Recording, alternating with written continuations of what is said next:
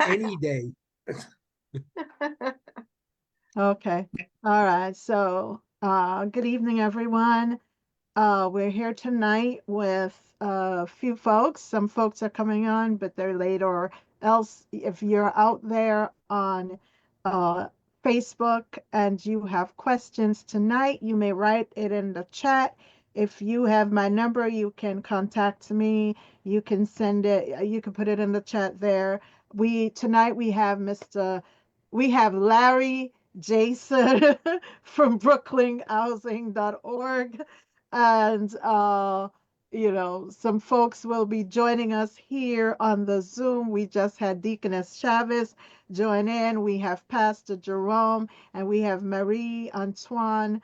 Pastor Jerome of his church is on Flatbush. But I'm going to let everybody just give a brief introduction. That those who are already on the Zoom will give a brief introduction of themselves, their affiliations, and then we'll have Larry just dive into, he'll tell us about himself and all you need to know about housing. So I will try to see my co-host. Everybody my co-host for Wake the Nation is Reverend Thais Love, who is a psychologist and a liturgical dancer for her church, but unfortunately she's running a little late. However, we're here, so I will start. Pastor Jerome, I'll just let you start, Marie, and then Doris Chavez, Deaconess Chavez, and then we'll just go to Larry, and I'll monitor. Okay, and my name, by the way, sorry, is Florencia Chang-Ageda, and you're joining me once again on Wake the Nation. And today's topic is housing. Larry's going to talk about housing for seniors, dealing with evictions, and whatever it is that you need to know. And he'll give his number at the end of the broadcast so that if you need to have a presentation for your organization, you can contact him directly. And if you have more questions, then there's an office that you can reach out to him as well. Okay, so thank you. With that being said, go ahead, Pastor Jerome. Praise the Lord. Good evening, everybody. My name is Pastor Jerome. Florencia is a good friend, and we work together and we Interfaith Clergy Council with the Most Reverend Dr. Alton, who's the president, as Florence is the secretary. I am the treasurer. And also, I am the senior pastor of Bethel Christian Church, which is an, what's that? 1090 Flatbush Avenue, 1090 Flatbush Avenue, and we've been there. We just celebrated our 16th anniversary there at the Salim Missionary Church.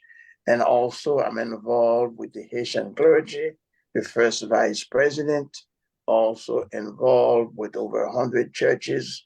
I'm the chair of the Board of Trustees for the Northeastern region that cover Buffalo, Rochester, and the Pennsylvania and all over. All right, and I'm very happy to listen to Larry, yes, about housing, because we have a lot of people in the church who have, problem finding an apartment or stay in the apartment. So all the information that Mr. Larry will give us will be very successful, and maybe one day he will come in the church and give some teaching. Thank you.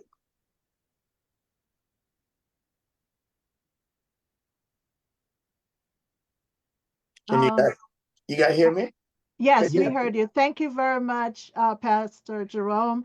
Now, Marie, can you go ahead and just introduce yourself and the organization of which I'm part of that board as well? I'm part of many boards. No, absolutely. Good evening, everyone.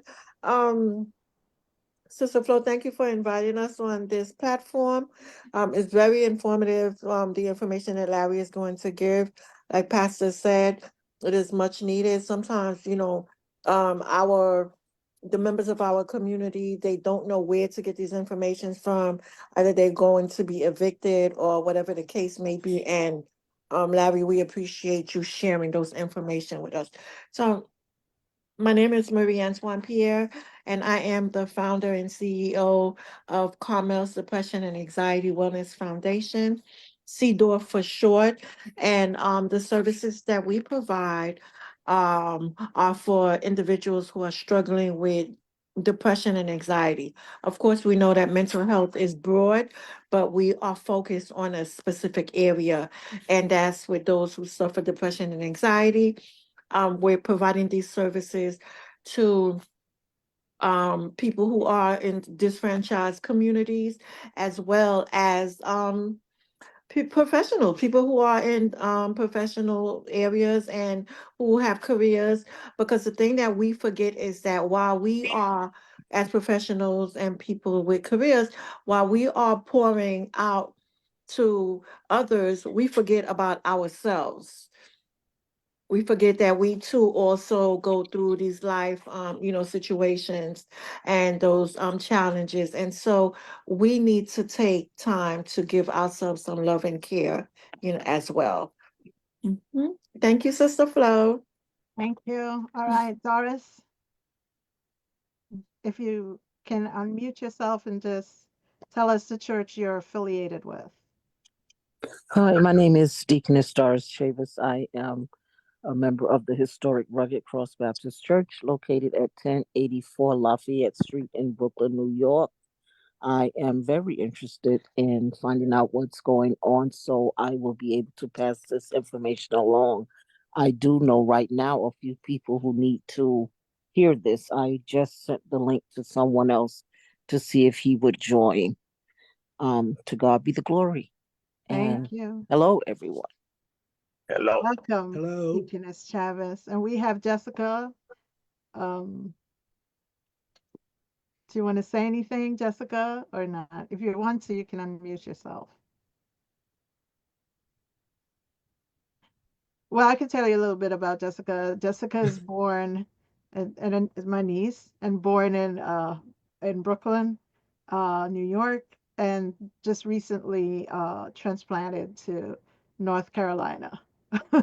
However, she's on to hear because there are others that we know that are still in Brooklyn that need to know about housing here, and her ties are still here, family is still here, and so.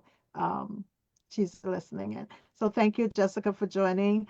And we don't know who else is on Facebook, but we'll see. So now, Larry, if you will, please introduce yourself, and the floor will be yours to let us know. Okay. So good evening. I am Larry Jayson. I am the Executive Director of Housing and Family Services of Greater New York. Back in 1971, when the organization started, uh, to show you how we've grown, we were just the Flatbush Tenants Council, solely working in Flatbush. Now there is not a part of Brooklyn that we don't work in. And I would also say that if people come in and have housing problems from anywhere in the city, we're going to help them. So we do a couple of things and a couple of really good and important things. First thing we do is we give information to tenants. At least 3 nights a week, I am out at different buildings in all communities in Brooklyn. I am in Flatbush. I am in Midwood. I am in Kensington. I am in Crown Heights. My daughter finds it very hard to track me down when I'm working, and that's okay. I love my job. I started working at this place in 1979, and I thought it was a great job because it helped people. It helped people who sometimes don't have the ability to stand up for themselves, but people who if they're new to the country, feel that they don't want to rock the boat, so to speak, because they don't know what the laws are. They don't know that they have the right to complain, because if the landlord is so intimidating, he's going to probably convince them that complaining will get them evicted. And we have lots of those buildings. I would say over the past 45 years, I have probably been in close to 1,000 buildings in the borough. And that's all different buildings. Some we go back all 46 years, and new buildings come to us all the time now. We usually work with tenants who live in apartment buildings. I will also, though, say that if anybody owns a home and they are having issues, and they are afraid of foreclosure by a bank, we have an extremely terrific mortgage foreclosure prevention program as well. And when I do a presentation, and most of my presentations are done not like this, but they're done in buildings, in churches, in schools, at senior centers, daycare centers. I say one thing about 47 times, but I'm only going to say it once here tonight, maybe. In my 45 to 46 years on this job, we have never, ever, ever, never charged a penny for our services. I don't believe in it. I just think that if people need help, they don't need somebody taking their money.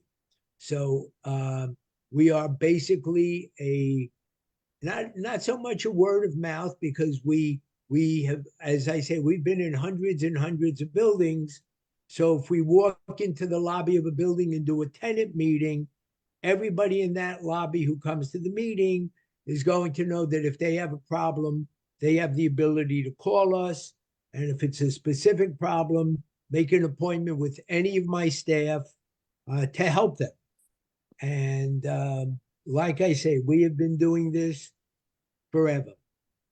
I will also say that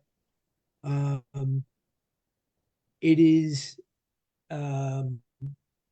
between the foreclosure prevention and the apartment buildings, we really do cover the crux of living throughout the It's borough. seniors. The senior response. Excuse me? Sorry, I think Oh, okay. All right. she's communicating with someone else. Okay. I So apologize. we work with anybody. If you're a tenant, and you are having a problem because your ceiling has a hole in it, the landlord doesn't want to fix it. Every time it rains, the water comes down from the roof. And we know that those are true, because I can take all of you to my apartment and you can see the exact same thing that I have.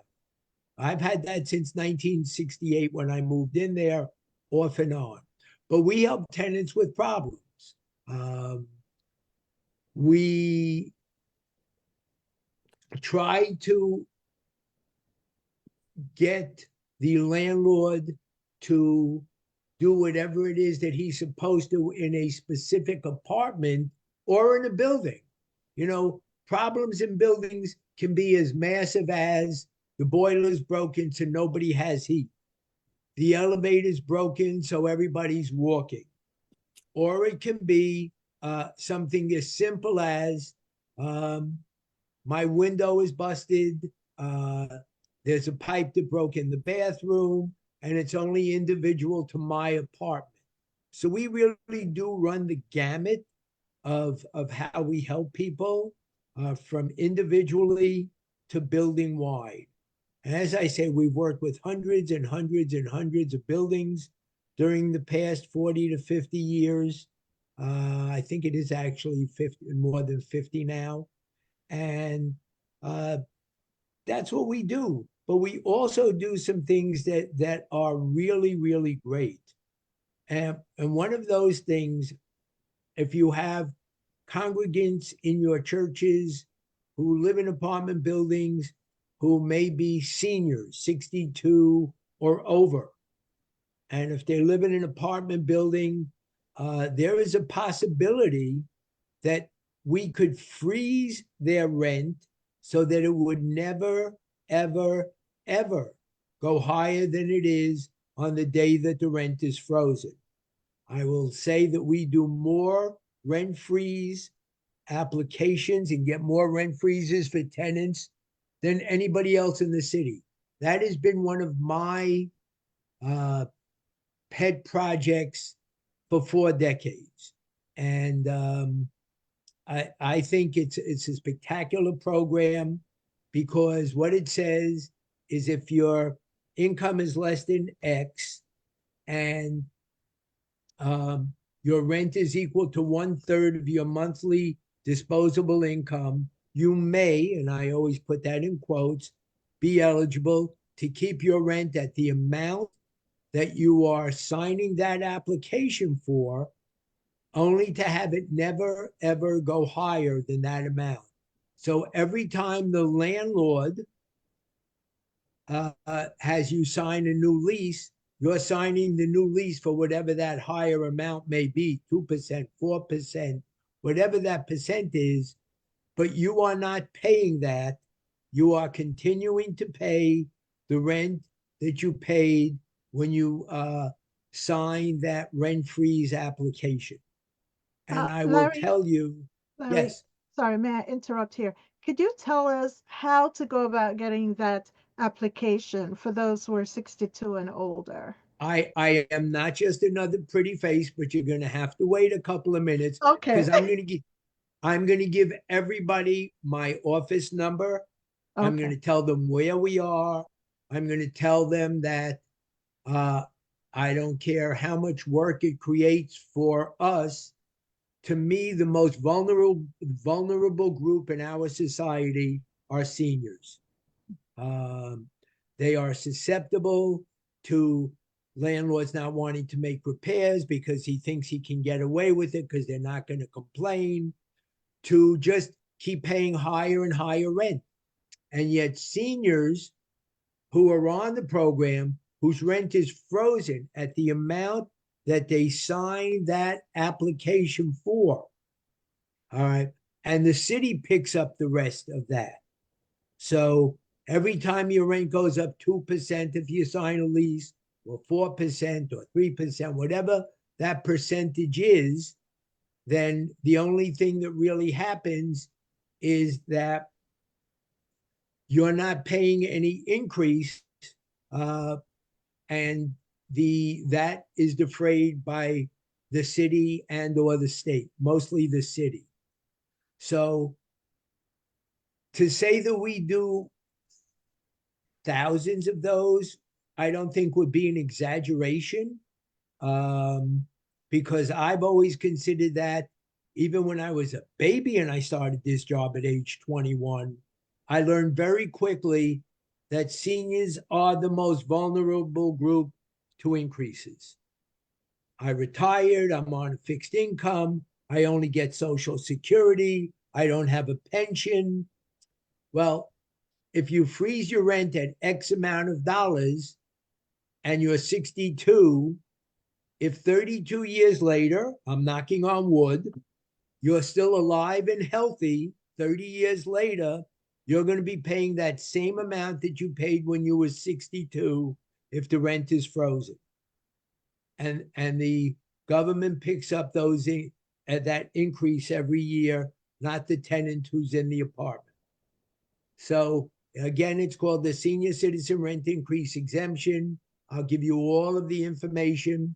There is also a program, a sister program for people who are 18 and over, um, who may be disabled, and you have to be legally disabled, and that's called the Disability rent increase exemption. And it's the same premise. You sign an application, you pay a certain amount, and that is the amount you'll pay if you live for the next 50 years. So every time the rent goes up, your rent is staying the same. The government is picking up those small increases. When you are in an apartment, you are certainly legally entitled to repairs. But I'm going to jump back for a second. You are really entitled to lease renewals. If you are in a building that's 6 or more families and you are a rent stabilized or rent regulated tenant, then your rent goes up every year or two, depending upon the amount of the term that you sign the lease for. And the rent may go up, but you're continuing to pay that lowest rent that you signed the application for the rent freeze with. And it will never go higher than that. And you are entitled to get repairs in your apartment. You're entitled to, if you move into a building and the landlord says, okay, the rent is $2,000. Well, you don't have any idea what the real rent is. The real rent could be $2,000. It might not be.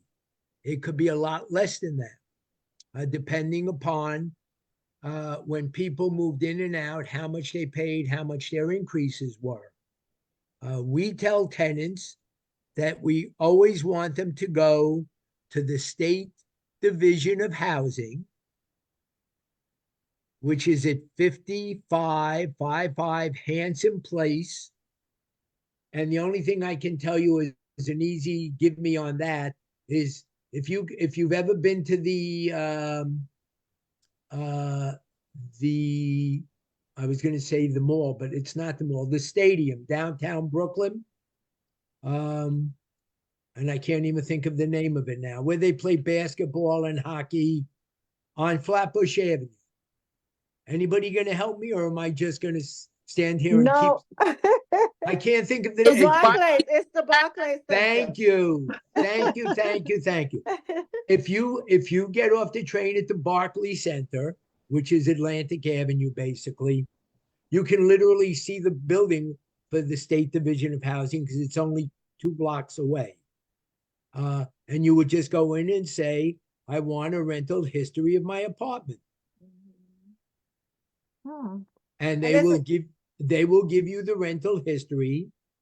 Then you bring it to an agency like ours to try to determine if that is the legal rent for the apartments. Sometimes it is. Listen, I'm watching people now pay $4,000 and $5,000 for a 2-bedroom apartment. That isn't nuts. That's immoral and obscene. All right, but they're paying it. And, it's, for $4,000 or $5,000, you can buy a house.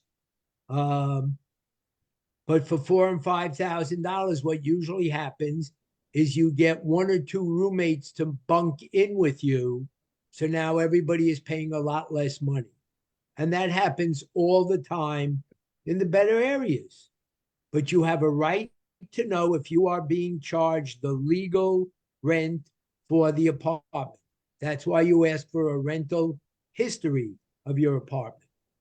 Sometimes the apartments are the numbers that they're giving us. Other times they are not. And when they are not, the landlord either reduces your rent, or when you file with the State Division of Housing, he may be facing treble damages if he hasn't corrected the situation. So it's important to know that tenants have rights. Tenants at the same place that you would file for to find out how much your rent is, which is DHCR at 55 Hanson Place, DHCR, Division of Housing and Community Renewal, You also have a right to get repairs. If the landlord is refusing to make repairs, everybody's entitled to them. Landlord can't get up one morning and say, you know, Larry, I don't like guys who wear glasses, so I'm not fixing your toilet. So if the landlord is not making the repairs, tenants have many options open to them. Those options would include filing documentation with the state for the landlord's not doing what he's supposed to, taking the landlord to court. And that's something we do all the time, not just with tenants, but with buildings full of tenants. So if a building is not getting heat, if the front door to the building is always broken, if the fire escape isn't working, if something is a building problem, then what happens is we would file a building-wide rent reduction on behalf of as many tenants in the building who are interested in either A, getting their rent lowered, or B, what most tenants want, just to get the darn repair done. You know, nobody wants to walk into a building where that front door doesn't work and all you got to do is push it open and never know who's on the other side of the door. That's nuts. So there are a lot of different causes for tenants to file for a building-wide rent reduction. The building could be dirty, the super never cleans it, the roof could be leaking, the compactor rooms are always overflowing with garbage. I mean, pick, as I like to say, pick your poison. But there are certain things that tenants are entitled to do. One of the big things that tenants do is they organize. And that is the best thing that tenants in a building can do. I was up on a building with one of my staff people. She asked me to go with her on East 96th. God, I'm almost tempted to say Lefferts. It's the block where you can see Ebbets Field houses, but it's on this side of Ebbets. I think it's Empire Boulevard. I'm sorry. Empire Boulevard, all the way down by Utica Avenue. And I went in there with her. She had tried to get them organized, and it's about 20 families. And she said they had a meeting there and they could only get 3 people. Well, I have my own theory on getting people to a meeting, and I'm not afraid to bang on people's doors. And when I say bang, I mean bang. You know, what are they going to do? Yell, get away from the door? You know, and we're going to yell, I'll get away from the door if you're happy living the way you are, where you can't bathe your children because it's cold water, because you're not getting heat, because the building is filthy, because the landlord won't fix the front door so there are kids doing crack in your lobby, then don't come to the meeting. And out of the 20 some odd people, 25 to 30, I actually had 23 people show up at that meeting. And it was a terrific meeting because everybody wanted the same thing: decent living conditions. That's all any of us want, no matter where we are. If you're on Park Avenue or if you're on Park Place. All right. I have spent my last 4.5 decades in buildings that scare the heck out of me. The only thing that makes me go to those buildings is I say to myself, would I want my daughter living there? And if the answer is no, then nobody should live there. So you go into the buildings, you try and get the tenants to understand that we can help them to help themselves, and we will be with them every step of the way, but that if they're not willing to unify together, then nothing that the guy up above is going to be doing is going to help. You have to want help, and you have to be willing to fight for your help.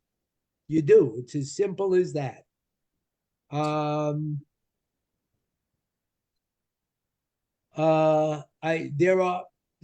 are two types of eviction programs. One is called non-payment and one is called holdover.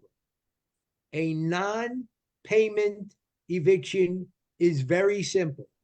It's anything to do with money, period. That's when you're doing this as long as I am, you get to have fun and create your own sayings. And that's what it is.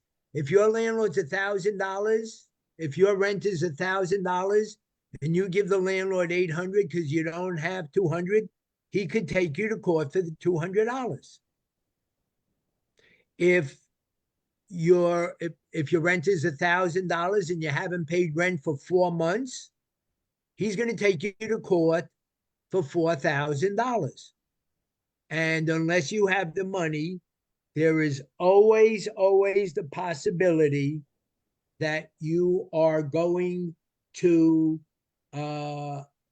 be evicted from that apartment. Does that happen all the time? No, certainly not at the beginning.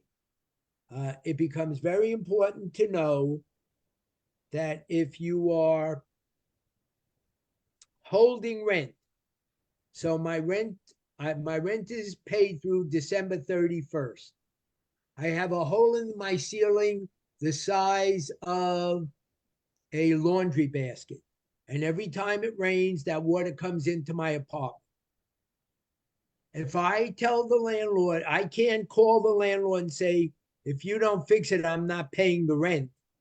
When you notify a landlord about withholding rent, certified mail, return receipt requested, and keep a copy of the letter for yourself.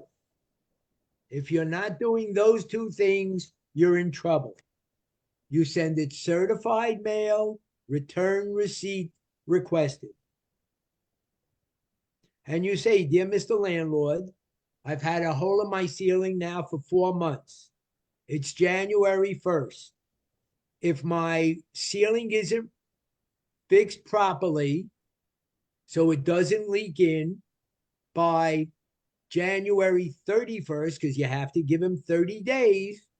If it's not repaired by January 31st, I will start to withhold my rent. And herein lies a problem with that. You can withhold your rent at any time. You can withhold as much of your rent as you want if the landlord's not doing what he's supposed to. But sure as heck, the day he takes you to court, you better have every single penny of that money. And when I say every penny, I mean every penny. So what I've done now for 4.5 decades is I tell tenants the following. See, I'm lucky I can do props here. I'm in my daughter's house. I have my own work desk. So let's say on January 1st, the landlord didn't make that repair to the roof and it's still leaking in my apartment. On January 2nd, because the bank is closed on the 1st, I go to Astoria Federal Bank. Here it is, Astoria Federal. And let's say my rent is $1,500. On January 2nd, I deposit $1,500. Now, let's say the whole month of January goes and he still doesn't do a thing. On February 1st, I'm depositing another $1,500. I'm not waiting till the 10th, the 8th, the 15th.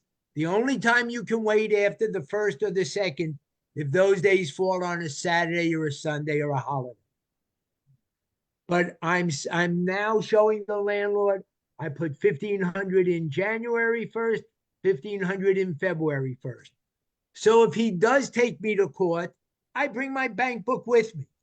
And the judge says, Mr. Jayson, the landlord's taking you to court for $3,000. And I say, yes, he is, Your Honor. And I'm going to show you why. So now I'm going to show you something cute. This is going to be a pretend picture of my ceiling with a hole in it. You see that big heavy guy over there in the picture? No, you need to Everybody hold it up. see? Hold it up. Okay. Everybody see that guy? That's you. That's me 150 pounds ago. But you show the judge the bank book. Here is my bank book, Your Honor. You'll see on January 1st, I deposited $1,500. On February 1st, I deposited $1,500. On March 1st, I deposited $1,500. He still hasn't made the repair. You want to see pictures of the hole? Here's the hole in my roof, Your Honor. It's about the size of a basketball. And every time it rains, he's doing nothing other than he's damaging my furniture and my carpeting. And as long as you have all the money, and as long as you have pictures of what needs to be done, then the court, 9 out of 10 times, if not more, the court is going to side with the tenant. They may tell the tenant, all right, your money's in an account. Mr. Landlord, you have 30 days to fix it. Now, I may be a nice guy and say, I'm going to give the landlord a month's rent as good faith. But if he doesn't make the repair, I'm going to come back here next month, Your Honor, and I'm going to be demanding a rent abatement, so I shouldn't be paying any rent because he didn't fix that hole in my roof. And then the judge would decide on what he wants to do. There are judges who give small abatements. There are judges who give very large abatements. An abatement of rent is something your landlord will never see. He will never see that money. So if your rent's $1,500 and the judge gives you a 50% abatement, that means for that month he's giving you the abatement, you're sending the landlord $750 and you're putting $750 back in your bank account. Okay? The courts are like everything else. The courts are crowded, especially with the pandemic. The courts have been crazy. But for the most part, and again, I'm smart enough to not say all the time, for the most part, the courts are fair. If the landlord's doing what he's supposed to, he gets his rent. If he's not, he shouldn't get it. And if you have it in the bank account and you can show the judge that bank book where you're depositing the money each month, that scores 1,000 points for you as the tenant. But you have to make sure all the money is in that account. So that's court. You do have the right to take the landlord to court on the HP action where you're suing the landlord to make repairs. In the case of the HP action, which is different than the rent withholding, you keep paying your rent, but you're now suing the landlord in one of the specific courtrooms. One courtroom is for suing the landlord for repairs. And if you take out the action and you sue him, then he's definitely legally responsible to make the repair because your attorney is going to be the Department of Housing Preservation and Development. The city will be your attorney for free to get your repairs done. Larry, may I ask Yes, a question? yes. You go one subject after another subject, and I'm about to leave in a few minutes. We'll give you a good half an hour. You were talking Can I?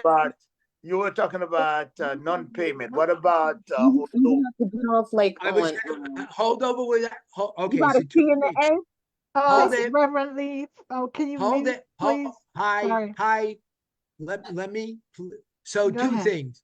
I'm gonna do that one Yeah, right now, or Pastor. either to the you But get I off at do need Lafayette, it's I like, do need and you get off by I do Barclay Center, Wait, please. hold on you one have to walk second. down because I don't know if a bus. Hold on one second. Let Yeah. me see if I can mute her. Okay. All right. The one thing Okay. I do know is if any of you want me to come make a presentation to your parishioners, I'm more than happy to do that. Exactly. Exactly. That would be best. So and I love doing that. I really do love doing that. Every other week. I'm living with my daughter since the beginning of the pandemic. So now we're at the point she sends me home every other weekend. So at least 4 days over the 2 weekends that I'm home, I'm more than happy to come to the churches as long as we make an appointment to do that. Exactly. I love coming to the churches. Okay. So before you hang up, I'm going to continue with everybody else, but for Pastor Jerome, let me give everybody my phone number now. Okay. So my phone number is, and I do it 2 or 3 times, 718 718 435.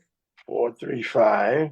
And because you guys are special, I give you my private number, 7701. I do not give that number out to anybody. But if you call on that number, I will say one thing in my defense. Not that I need to defend myself. So I now go to a million different places during the course of a day. I go to senior centers. I go to schools. Tomorrow, I think I'm going to be at the school right near Ebbets Field. There's a school there, and I'm going to be doing a presentation for parents. If you just, all you have to do is call and say, hi, I'm Pastor so-and-so, or I'm whoever you are. Right. And Larry had a meeting with our churches on Sunday night because none of my staff works on a Sunday night. Larry had a meeting with us on Sunday night, and he gave us his private number. He said, you'll leave it on his desk. So just make sure you spell your name, give them the church name and the address. And that way I'll call you the minute I get back to the office. There are some days I'm not there. Most days I am there. I will tell you that some days I'm in the office at 7 in the morning, some days 8 in the morning. When I'm not with my daughter, I'm there on weekends. People need help. People really need help these days. Can you please And give the number again? yes, 718 435 7701. Now, I will ask one favor. That is my private line number. I'm going to give you the number for my office. If you're calling, you can ask for me. Just say it's Pastor, whatever your name is. But Right. if you're giving the number to a tenant, I beg, implore, and plead with you, let my staff help them. My staff is incredible. I have people with me. John, my guy John, who's my senior guy, is with me 34 years. And I never tell him I think as I'm forgetting things, he's remembering more. So I have a great staff of people who are all very smart. If you're unhappy with an answer you get from them, then just say, thank you very much. Could you leave my number for Larry? And you can say that Larry said you could do it. Because my staff knows that I'm half nut. Excuse me? You was about to give the office number, you forgot. And Yeah, 71. Well, listen, at my age, you forget a lot. 718 435 7585. That's the office number. The 7701, although it is also